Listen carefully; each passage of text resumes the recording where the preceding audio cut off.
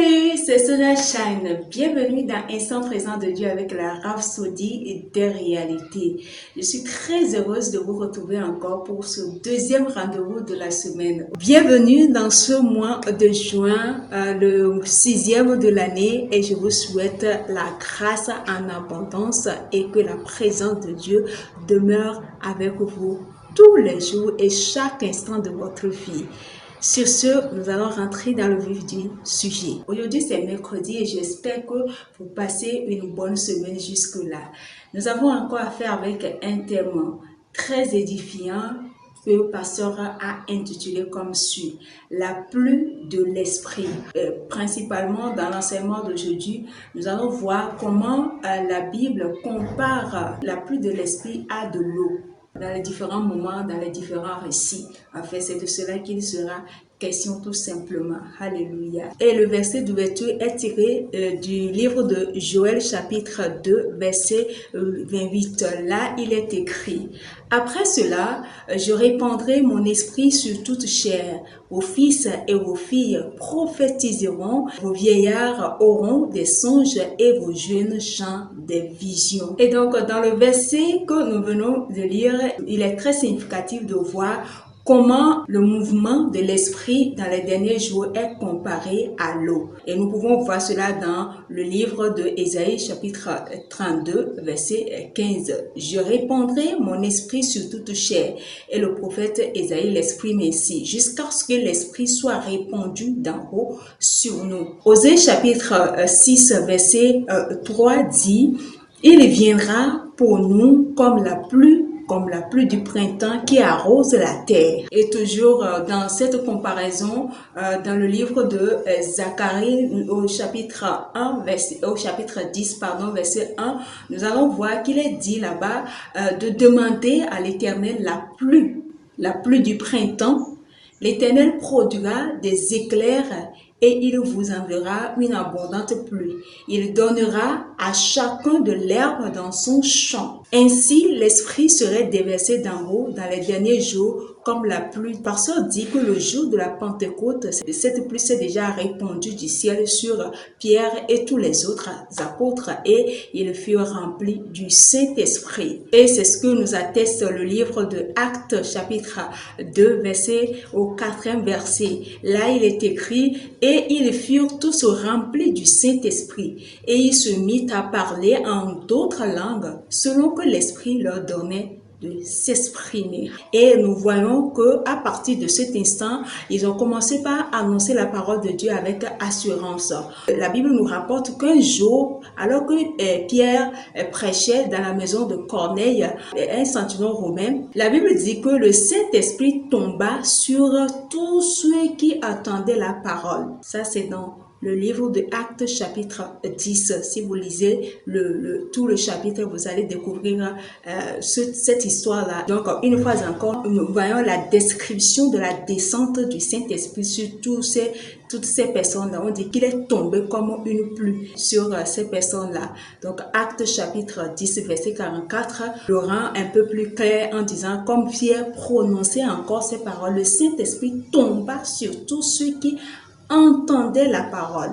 Nous voyons là la manifestation du Saint-Esprit qui est le résultat du message qui était en train d'être prêché. Donc nous voyons clair pour que la manifestation du Saint-Esprit soit évidente, soit effective. Il faut qu'il y ait une atmosphère, il faut qu'il y ait un environnement qui rende cela possible, qui rende cela disponible. Et si nous poursuivons toujours dans les Écritures, Jean renchérit en disant dans son chapitre 7, verset 38e, que celui qui croit en moi, des fleuves d'eau vive couleront de son sein, comme dit l'Écriture. Alléluia. Quand on est né de nouveau, quand on est une nouvelle créature, on a donné sa vie à Christ, on reçoit automatiquement le Saint-Esprit. Donc, il s'agit de la nouvelle créature ici. Tout comme Pierre, nous pouvons sortir sous l'onction, sous le fait de la puissance du Saint-Esprit pour partager l'évangile avec les autres et le Saint-Esprit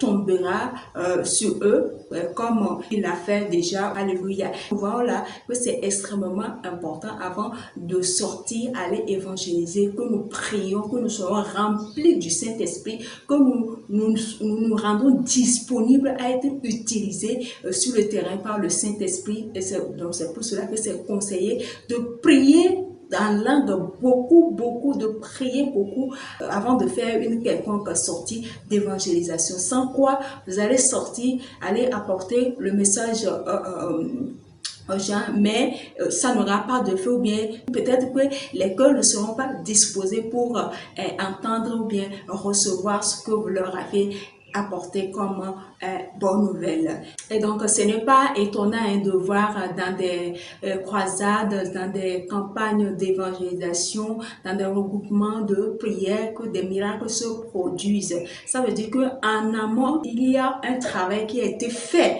Derrière, avant le jour J, les gens ont prié, des gens ont jeûné, des gens ont déclaré, des gens ont invoqué, ont remis tout l'événement entre les mains du Saint-Esprit, lui qui est le boss des boss, lui qui sait tout, lui qui coordonne tout, lui qui dirige tout.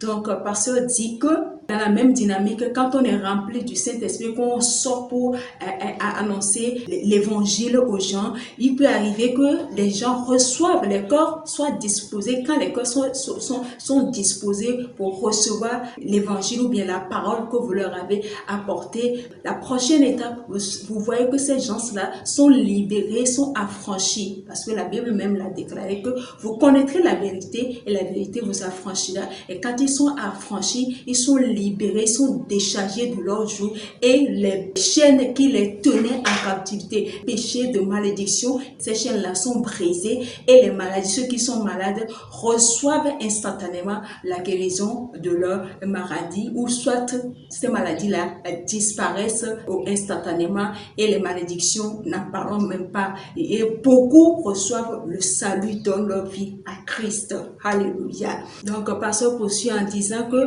nous sommes des nuées pleines d'eau et de notre sein coule des fleuves d'eau vive. Donc, à travers nous, la justice et le salut germent sur la terre comme la Bible l'a dit dans le livre de Ésaïe 45, verset 8, qui dit cieux d'en haut, faites pleuvoir la justice, que les nuées la laissent couler, que la terre s'ouvre largement, que le salut germe et qu'avec lui croisse la justice. Moi, l'Éternel, je l'ai créé. Alléluia. C'est ce qui met fin à l'enseignement d'aujourd'hui intitulé La pluie de l'Esprit. Et nous allons prendre la prière. Je dis, vous répétez après moi, s'il vous plaît.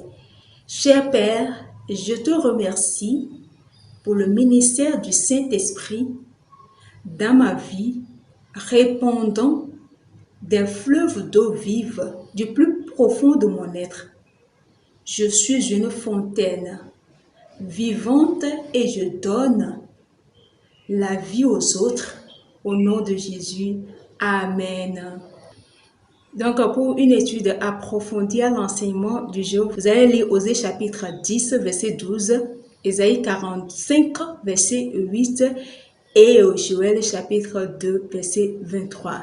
Maintenant, pour une étude de la Bible, en un an, vous allez lire Jean chapitre 16, verset 17 à 33 et puis 1 Chronique chapitre 7 et chapitre 8. Enfin, pour une étude de la Bible, en 2 ans, vous allez lire 1 Corinthiens chapitre 15, verset 1 à 10, puis Proverbes chapitre 28. Alléluia.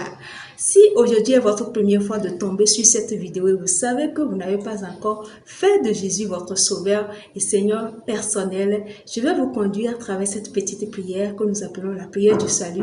Je dis, vous répétez après moi, s'il vous plaît. Ô Seigneur Dieu, je crois de tout mon cœur en Jésus-Christ, Fils du Dieu vivant.